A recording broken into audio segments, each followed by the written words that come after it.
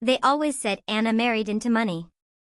They weren't wrong. Her family's name opened doors the way a key opens locked rooms. Old money, polite dinners, foundations with her father's crest on the letterhead. I knew the score when I met her, the immaculate manners, the small, practiced laugh that sounded like it belonged in a portrait.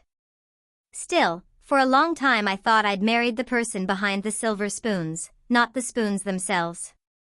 We had been together 6 years before the first fracture. At first it was the small, almost forgivable things, a text deleted a little too fast, an unexplained weekend away, a perfume that didn't belong to our linen closet. I blamed myself. I blamed our schedules. I told myself rich families were complicated and love could be patient. Then came the night I found the plane ticket in her coat pocket, round trip to Paris, dated for the very weekend she'd told me she was visiting her grandmother. The lie was a thin, stupid thing, the truth that hid under it was jagged. I followed her the next time. It wasn't heroic. It was survival. From across the cafe in Soho I watched her order coffee and meet a man I'd seen in the photos she kept on her phone, not in family albums but in an album labeled Conversations on her cloud, a neat folder she'd never meant for me to find. They held hands under the table, the way people do when they know each other without pretense. My chest went cold. I took a photo, played it back until it became a smear. When she came home later, laughing at some private joke, I asked, "Where'd you go?" She smiled like a practiced child and said, "Work stuff."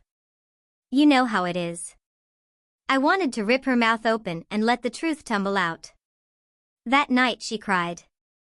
Not because she'd been caught, because she loved me always told me, but because I had to know. She begged me to let it be. "Please," she said, hands on my knees, mascara staining the pillow, "don't tell my parents. If they find out, they'll take everything away. They'll think I'm foolish. They'll be disappointed." Her voice was small, and for a sliver of time I almost believed it. I almost believed the afraid child behind the armor of wealth. Then she reached for me the way she always did, wanting comfort, wanting cover, and the same hand had been on someone else's thigh only hours before. I could feel the ledger of my life closing. She asked for secrecy. She asked for forgiveness. She promised she would stop. I should have left then. Instead I made a list. Not of revenge, exactly, but of the facts that would matter, dates, hotel names, transfers on our joint account that paid for flower arrangements to a place I had never visited, screenshots of messages where she planned meetups and reassured another man she loved the thrill of being understood. I saved everything. I made copies. I cataloged because truth, when stacked properly, is hard to ignore. Anna's parents had a particular way of protecting their own. They controlled legacies with the attention to detail of a lawyer and the cruelty of a weather vane. Wills, trusts, lifetime distributions, they were all written in a script that tolerated many failings but had a line that did not bend: the family name must be preserved. I knew that line because she had read those documents aloud once when we were newly engaged. She laughed then about how dramatic her father is. I also knew that a whisper, if well-sourced, could move an old money family to act. I knew because this was the world I married into, their rules, their soft violence. When she begged me not to tell them, she wasn't asking me to protect them from embarrassment. She was asking me to protect her. That was the hitch. Her secret was a lever. I tested it, the way a surgeon tests a scalpel, by understanding the cut it could make. I wrote an email. I called one of the family's longtime advisors and, with cold clarity, laid out what I had: images, dates, a paper trail that connected my wife to a pattern of meetings and financial transfers. I sent a copy of the documentation to Anna's mother. Not with insults. With evidence. I gave them the clarity to act. The reaction was immediate and savage in its quietness. The family convened in the old library where portraits watched gravely from the walls. There were no screams, no dramatic confrontations like you see in films, only the ecclesiastical hum of practiced disappointment. They read the messages. They checked bank statements. They asked me questions in measured tones as if I had been a witness in a deposition rather than the man who'd been sleeping beside their daughter for years. I answered without drama. I told the truth.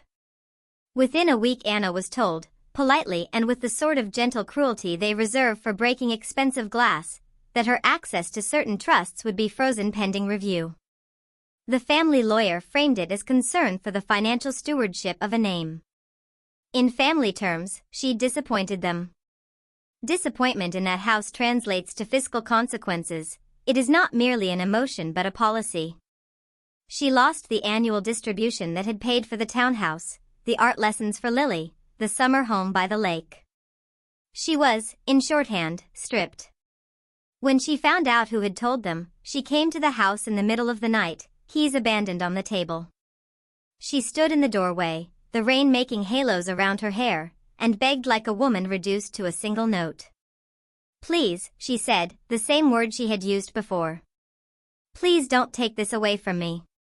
They'll never forgive me, Daniel. I can't lose this. I need them." She wanted me to lie to the people she'd let down. She asked me to manufacture a kindness that would save her status. I had a choice then. I could erase the evidence, fold it away and pretend the ledger had never been opened. I could preserve the comfortable arrangements and swallow the knowledge like bitter bread. Or I could treat her plea the way she had treated my life, a demand that I be complicit in her comforts while she pursued someone else's arms. "Why?" I asked, quietly. "Why should I keep funding your good life when you won't keep your promises to me?" Her tears convinced no one. They reeked, now, of convenience. She told me stories about love, about loneliness, about the pressure of always being a polished object for other people's pride. For a moment, I almost felt for her, then I remembered the ways she'd lied in small, surgical ways that had hollowed out years. So I did nothing to stop the family's intervention. I answered their queries. I provided what they asked. I let the inheritance be reevaluated with the cold arithmetic of family preservation.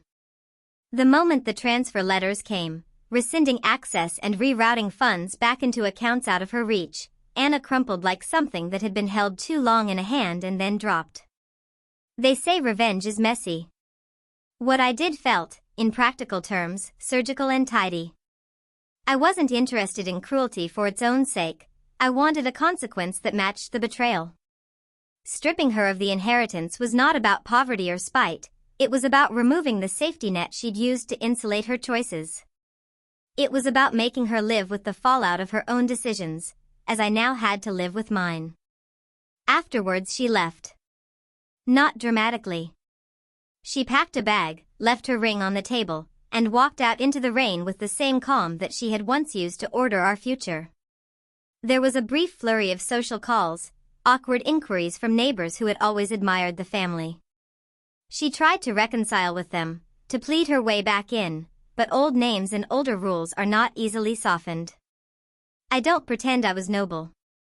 I was angry, and I wanted things to change. But I also wanted to be honest with myself. I wanted a life where secrets didn't have to be swallowed whole, where the children, should we have them, would grow up with parents who weren't making their home a theater for lies. Stripping her of an inheritance was my way, imperfect and sharp, of ending the pretense. Months later I met Anna on the courthouse steps, her coat thin against the winter wind. She looked at me with those same practiced eyes and said, "You ruined me." I nodded. "I made you responsible," I said. "That feels different than ruined." She walked away, shoulders tense, and when she turned back once, I saw no pleading left in her face, only the patient, blank reserve of someone who had been educated in privilege and had, finally, been taught a lesson. I sleep easier now. The house feels quieter in the morning, and the things that were polished for the show gather dust. I don't celebrate her loss. I celebrate the honesty that followed it, the clarity of knowing where I stood, and the small, steady work of building something that does not require a family crest to hold together.